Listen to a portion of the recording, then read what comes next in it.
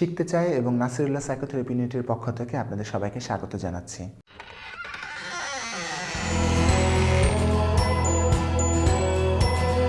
আমরা এখন আরেকটা সংক্ষিপ্ত পদ্ধতি নিয়ে আলাপ করব, যেটা প্যারেন্টিং দক্ষতাকে আপনার বাড়িয়ে তুলতে সহায়তা করবে বলে মনে করি আমরা। এটাকে আমরা বলি কোয়ালিটি টাইম, বা বাচ্চার জন্য বাচ্চার মতো করে সময় কাটানো।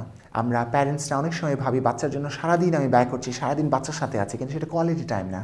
কোয়ালিটি টাইম মানে হচ্ছে যখন আপনি বাচ্চার সাথে আছেন, এটা 10 মিনিট হতে পারে, 5 মিনিট হতে 3 সেকেন্ড, 30 সেকেন্ডও হতে পারে। টাইমটা হচ্ছে যখন ওর সাথে তখন পিওরলি ওর সাথে ওর মতো করে থাকা। আমরা এটার কয়েকটা জিনিস নিয়ে আলাপ করি। একটা হচ্ছে যখন আপনি বাচ্চার সাথে খেলছেন, পুরোপুরি মনোযোগ ওর দিকে দেয়া, আপনি আশেপাশে খেয়াল করছেন না। বাবা মারা খুব কমনলি যেটা করেন, বাচ্চার সাথে খেলছে কিন্তু টিভি দেখছে প্যারালালি। আচ্ছা তুমি এটা করে এনেছো, বাচ্চাটা ছবি এঁকে দেখে, আচ্ছা খুব সুন্দর হয়েছে, আরেকটু আঁকো, এবং মনোযোগটা টিভিতে। বাচ্চা কিন্তু ঠিকই টের পায় যে মা বা বাবার মনোযোগটা আসলে টিভিতে, আমার দিকে না, এবং এটা কোনো কাজে লাগে না। এবং দেখবেন ও বারবার ঘ্যান ঘ্যান ঘ্যান ঘ্যান করতে থাকবে আপনার প্রতি, আপনার সময় অ্যাটেনশন চাইবে, কারণ অ্যাটেনশনের নিডটা ফুলফিল হয়নি। কোয়ালিটি টাইমের মূল জায়গাটা হচ্ছে অনেকটা এইরকম, আপনি যদি বাচ্চার নিডটাকে পুরোপুরিভাবে ফুলফিল করতে পারেন ওর সাথে সময় দিয়ে, তাহলে ও আপনাকে আর বারবার ডিস্টার্ব করে, বারবার টাইম চাইবেন। আরেকটা সাইড হচ্ছে কোয়ালিটি টাইমের, বাচ্চার জন্য আলাদা করে সময় বের করে নিয়ে আসা। যেমন আমরা যেটা বলি, আপনি যদি দুটো বাচ্চা থাকে, আপনি বাচ্চাদের নিয়ে বেড়াতে যান কখনো, ওর মতো করে, ওর যেটা ভালো লাগে সেরকম জায়গায় বেড়াতে যান। এটা বেড়াতে যাওয়া হতে হবে তা না, আপনি বাজারে যাচ্ছেন, দোকানে যাচ্ছেন, ওকে সাথে করে নিয়ে যান, ওর সাথে গল্প করতে করতে যান, যাতে ওই সময়টা এনজয় করে।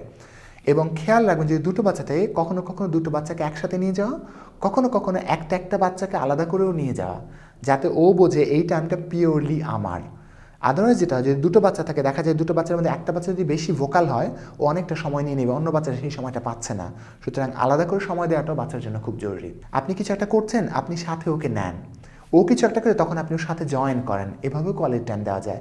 ও ছবি আঁকছে, আপনি একটা কাগজ নিয়ে ওর পাশে আঁকতে বসে যান না, ও শিখবে যে না, বাবা মা আমার সাথে জয়েন করলো, আমাকে টাইম দিচ্ছে। একইভাবে আপনি অফিসের কাজ করছেন, ওকে সাথে নেন, বাবা এই ফাইলটা আমার সাথে নিয়ে হেল্প করো, ফাইলটা গুছিয়ে দাও, এই পাতাটা ওই পাতা এদিক সেদিক করে দাও। ও ফিল করবে যে না, আমি বাবার লাইফে কন্ট্রিবিউট করছি। এটাও খুব জরুরি। কিশোর বয়সের যেসব বাচ্চারা, তাদের বাবা মারা খুবই একটা কনসার্নে ভোগেন যে আমার বাচ্চাটা বন্ধু বান্ধবের সাথে বেশি সময় কাটাচ্ছে। এবং অনেক বাবা মারা তো বলেনি যে আমি আমার বাচ্চার বেস্ট ফ্রেন্ড। এখানে একটা ভুল বোঝাবুঝি আছে। আসলে বাচ্চার বেস্ট ফ্রেন্ড কখনোই বাবা মা হয় না, বা হওয়া ঠিকও না। আপনি ওকে খুব ভালো বুঝতে পারেন, ওর প্রতি খুব ফ্রেন্ডলি হতে পারেন, কিন্তু বেস্ট ফ্রেন্ড হয়ে যাওয়াটা খুব কাজের কথা না। কারণ বাচ্চার বেস্ট ফ্রেন্ড বা একটা শিশুর বেস্ট ফ্রেন্ড ওর লেভেলেরই কেউ হওয়া দরকার। আমরা যারা সাইকোলজিস্ট আছি, আমরা সবসময় বলি চাইল্ড ডেভেলপমেন্ট একটা ইম্পর্টেন্ট পার্ট হচ্ছে পিয়ার গ্রুপ বা সমবয়স্ক বন্ধু বান্ধব। একটা বয়সে বাচ্চা ও সমবয়স্ক বন্ধুদের সাথে মেশা শুরু করে, এবং এটা খুবই দরকার। এটা না হলেও ইন্ডিপেন্ডেন্ট হবে না, ইন্ডিপেন্ডেন্স দিকে কখনোই যাবে না। আপনি এটা বন্ধ করেন, ও আপনার প্রতি সবসময় আপনার বাচ্চা হয়েই থাকবে। সুতরাং আপনি যদি ওকে চান অ্যাডাল্ট হোক, আপনার মতো একজন, ওকে বন্ধুদের সাথে মিশতে দিতে শুরু করতে হবে। কিন্তু আপনাকে যেটা করতে হয়, আপনি বাকি পদ্ধতিতে ওর ওর ওর গ্রোথটা বা ওর আন্ডারস্ট্যান্ডিং বা ও যেন বিপদে না পড়ে সেটা এনশিওর করে। সেটা নিয়ে আমরা আরেকদিন হয়তো কথা বলবো। পিয়ার গ্রুপের জায়গাটা কেন দরকার সেটা যদি একটু বলে রাখি। যখন বাচ্চারা ওর ফ্রেন্ডদের সাথে মেশা শুরু করে, ওর কোনো বিপদে পড়লে ও ফ্রেন্ডদের সাহায্য চায়, যে দোস্ত এটা কীভাবে করবো, সমাধান চায়।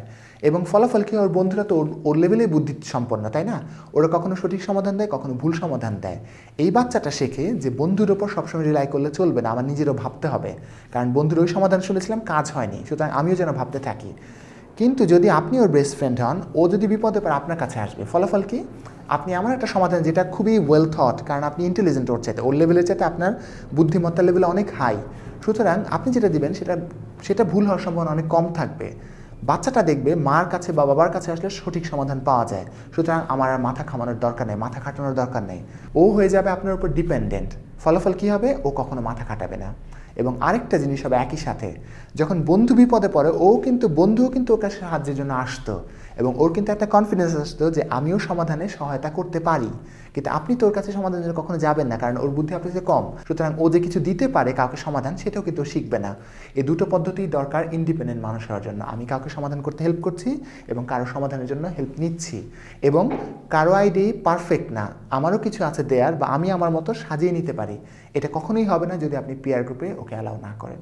মানসিক স্বাস্থ্য সচেতনতায় কাজ করে যাচ্ছি আমরা শিখতে চাই, এবং ঢাকা বিশ্ববিদ্যালয়ের ক্লিনিক্যাল সাইকোলজি ডিপার্টমেন্টের নাসিরুল্লাহ সাইকোথেরাপি ইউনিট। আমাদের এই ভিডিওগুলো ভালো লাগলে আপনারা বন্ধুদেরকে জানাবেন, লাইক করবেন এবং শেয়ার করবেন অন্যদের সাথে। সবাইকে অনেক ধন্যবাদ।